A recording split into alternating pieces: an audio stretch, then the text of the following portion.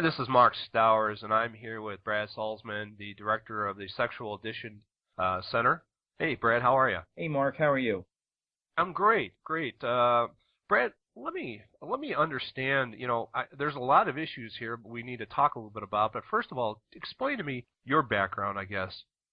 Okay, let's see here. So I've been uh, working with sex addicts for about 10 years.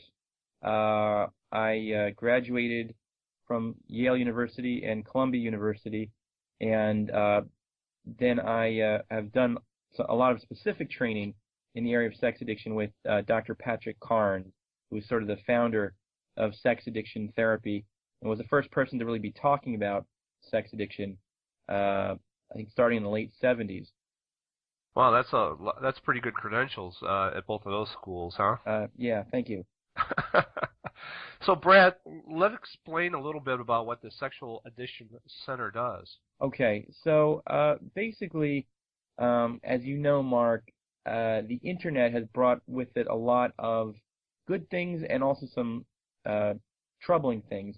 And there are a number of people who are really struggling with internet-related addiction. And what I'm talking about specifically is sexual addiction, which basically means any kind of compulsive sexual behavior that a person is doing that they don't want to do, but they're unable to stop. So what this could include pornography addiction, people who are spending way too much time online looking at pornography, and basically it's impacting their relationships, it's impacting their marriage, their relationship with their kids, their how well they're doing at work.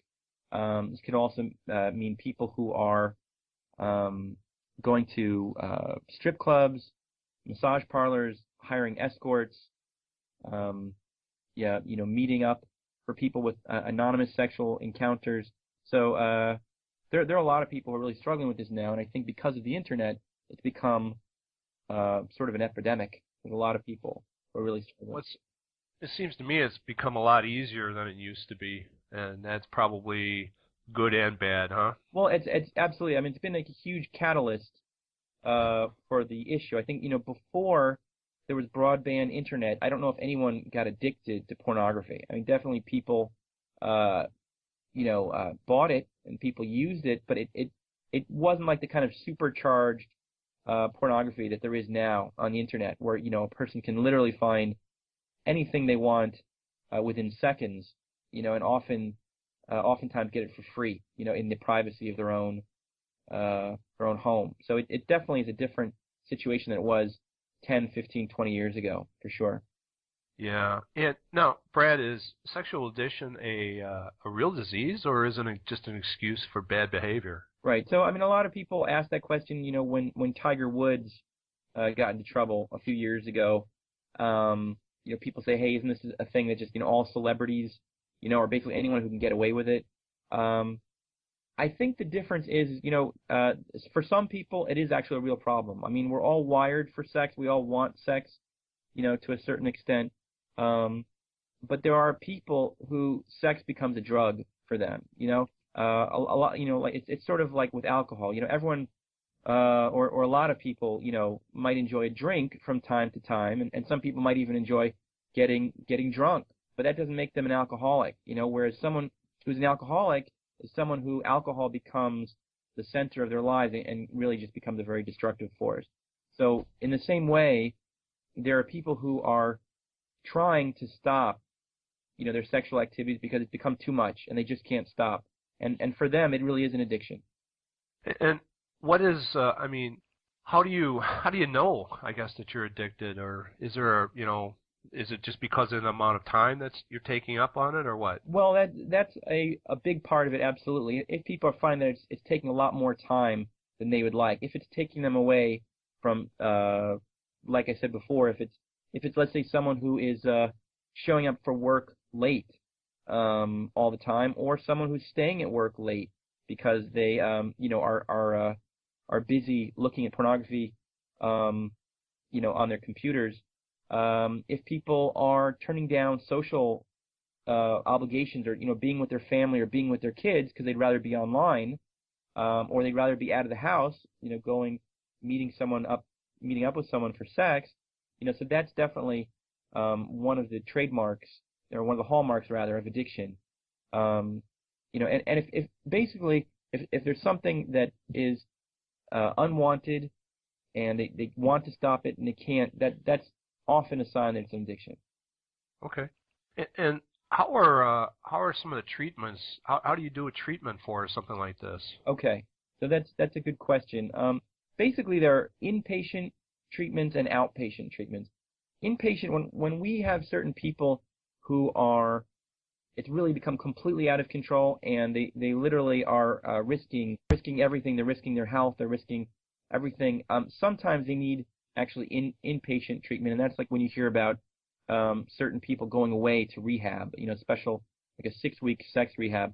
What I do is outpatient therapy. So when people are able to, basically, when they get the right tools and the right support, they're able to still manage to stay at home, to stay at work. That's the kind of therapy I do. So typically I'll meet with people once a week for individual therapy, sometimes twice a week if it's a real crisis. And then in addition to that, people who come to see me will also be a part of my group. I run therapy groups where it's a group of people who are struggling with sex addiction, and that is also a very important part of the process. So besides the individual part, there's the group part as well. For some people also, I will encourage them to join a 12-step group. There are 12-step groups for sex addiction, just like there are for alcohol and drugs. So I will help them to find the right group for them, and I encourage them to do that as well.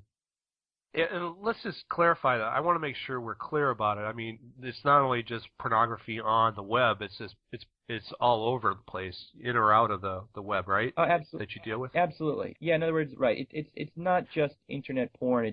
It's in fact, I would say that for most of the people who come to see me, internet porn may be just one part of what they're doing. But for a lot of people, it's also having affairs.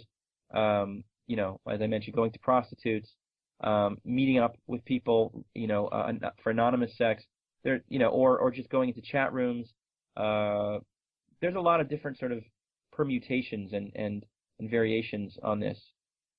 Sure. Well, Brad, how do people get a hold of you if they have questions or would like to spend a little time with you? Okay, so they can check out my website, which is www.bradsalzman.com. It's BRADS like Sam, ALZ like zebra, MAN.com, or www.thesexualaddictioncenter.com. And they can also call me I offer a free consultation over the phone, which a lot of people really like because they can get to know me a little bit, and they can tell me about what's going on with them, and we can see if it's a kind of issue that I can help them with. Well, great, Brad. Thank you very much for your time. And this is Mark Stowers, and with Brad Salzman. Thank you very much. Okay, thanks, Mark.